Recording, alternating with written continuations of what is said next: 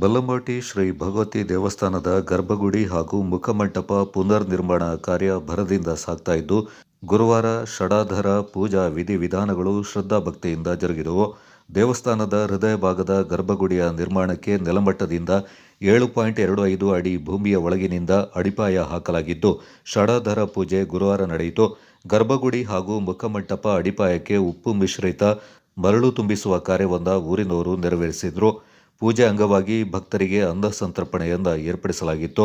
ಈ ಸಂದರ್ಭ ದೇವಸ್ಥಾನದ ತಕ್ಕ ಮುಖ್ಯಸ್ಥರು ಕೋಟೆರ ಸುಬ್ಬಯ್ಯ, ನೆರವಂಡ ಭೀಮಯ್ಯ, ಅಧ್ಯಕ್ಷರಾದ ಕೋಟೆರ ಸುಬ್ಬಯ್ಯ, ಉಪಾಧ್ಯಕ್ಷ ಬೇರೂಡ ಮಾಚಯ್ಯ, ಕಾರ್ಯಾಧ್ಯಕ್ಷರು ಹಾಗೂ ಖಜಾಂಚಿ ಬೊಟ್ಟಾಳಂಡ ತಿಮ್ಮಯ್ಯ ಮತ್ತಿತರ ಪ್ರಮುಖರು ಪಾಲ್ಗೊಂಡಿದ್ದರು.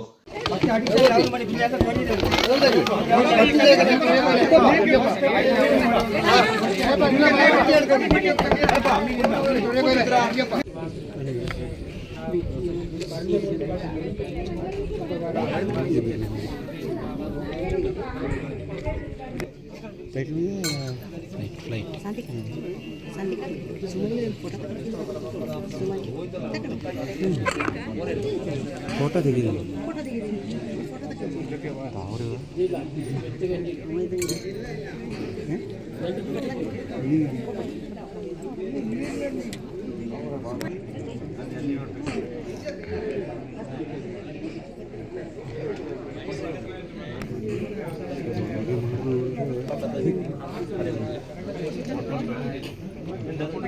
ಅಲ್ಲ ಅಲ್ಲಿಗೊಂಡು